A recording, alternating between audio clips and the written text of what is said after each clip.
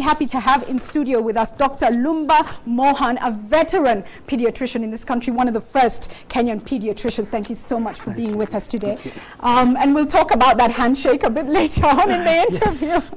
Let's talk about that story, and it's shocking. 86 is the number they're giving of children who've died from complications arising from diarrhea. Tell us a little bit about this. It's a serious cause for concern. I would say one of the commonest causes of infant mortality in the country is diarrhea after pneumonia and other diseases. And in fact, I think so. It's mainly, again, because of ignorance. Basically, diarrhea and vomiting is a good sign. That means your system is working. Okay. It's getting rid of what is bad. But at the same time, it's a two-edged sword, because if you are losing more fluids than you can intake, then you are going to go into negative balance. And unfortunately, this is so mismanaged, and people are so ignorant how to manage it, that it leads to so much morbidity and mortality, especially among young children. Well, let's talk about that. So diarrhea happens. Even if I take antibiotics and they're very strong, I might have a bout. So there are different things that cause it. When should a parent or when should an individual be worried? Diarrhea basically does not mean number of stools. It means liquid stools. So if your child is having frequent liquid stools, then one should get worried. Especially what is frequent? That is at least more than 5 per day. Okay. That is not good. Especially if it's accompanied with vomiting. That means you are losing water from two ends. You're not retaining as well as you are losing. And more so if it's associated with temperature. Now, as your body reacts to the loss of water, it tends to retain whatever there's in the body, but it can't. And so slowly you go into a negative balance, and therefore you go into a state of shock.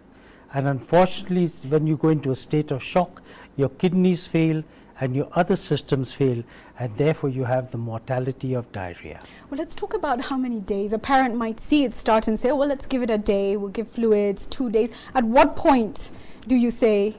There's no time limit. Like in cholera, within a few hours, it can be fatal. So there's no time limit. If the diarrhea is watery and very, very frequent, and you are not able to retain fluids, then that is something serious. Okay. What do you do? How do you manage it? You see, in any clinical entity, basically to manage diarrhea, you have symptomatic, specific, and preventive measures. Symptomatic measures are basically to counteract the dehydration, for which water is lost. But it's not pure water. It's a mixture of electrolytes. That's sodium, potassium, bicarbonate, along with water. And therefore, just by replacing water, you can get into a bigger problem. The story that was said about salt and sugar. The solution that many people give. Yes. You see, they say a pinch of salt. How much is a pinch of salt? This much, this much, this much, or this much. So when you are using the wrong measurements, that can be very dangerous, because putting too much salt, again, with the less of fluids in the body system, it can make the dehydration worse. Okay. Fortunately, WHO, after their study about 2 decades ago or so in Bangladesh, they came out with this oral rehydration solution. Now, oral rehydration solution is a specific concentration of specific salts, sodium, potassium, bicarbonate, in a fixed amount of liquid water. Now, the advantage with this ORS, as it is referred to, or DTS, dietary treatment solution, is that as you drink it, very, very quickly, it is absorbed from the stomach into the system. The concentration is such, the osmolarity is such, that it clearly diffuses into the system, and therefore it helps you to prevent dehydration. Right, and these are widely available? They are widely available in all government hospitals, in all pharmacies. The only thing is now, the Ministry of Public Health and Sanitation is trying to standardize it, because some say you have to mix it in 500 ml, some say in 250 ml, some say in 1 liter. Right. So now, when I was with the meeting at the ministry, they are trying to standardize exactly the size of the sachet and the amount of fluid it has to be absorbed. The advantage is also that now they are adding zinc to it. So you will have an ORS with zinc. Zinc is very important to prevent leakage of fluid into the intestines. Oh, right, okay. Let's talk about what causes diarrhea. Basically, diarrhea varies according to the age. In children, you can have diarrhea due to two reasons. Number one is parenteral diarrhea, which is not very common. That is, let's say if a child has an ear infection or has pneumonia or has malaria, he can have diarrhea. Okay. By far the commonest cause of diarrhea are infections of the intestinal tract. Right. Majority of the infections of the intestinal tract in children are by viruses. By far the commonest is rotavirus. Then we have adenovirus, Coxsackie viruses, but by far over 60 to 70% of viral diarrheas are due to rotavirus. Now, rotavirus, there is a vaccine, but it's expensive?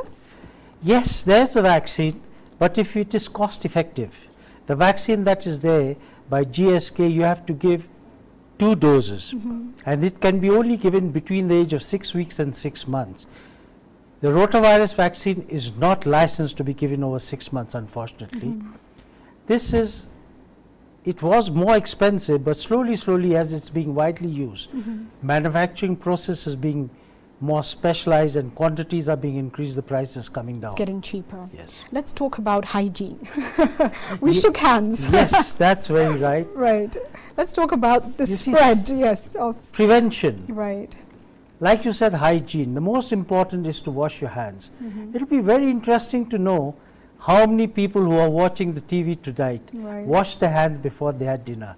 Okay. Statistics say over 99% didn't. 99 did not wash their hands before eating. I'm sure if people look at each other in the house and ask, they'll know the truth. Okay. So most of the diseases are spread just simple by not observing plain simple hygiene, washing hands.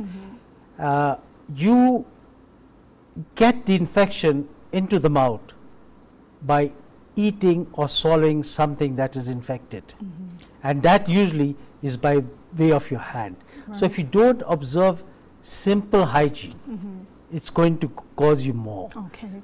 Thank you so much for that. It's such an important issue, 89 children. We really appreciate you being here to talk about it. Did you wash your hands before you had dinner tonight? I wonder.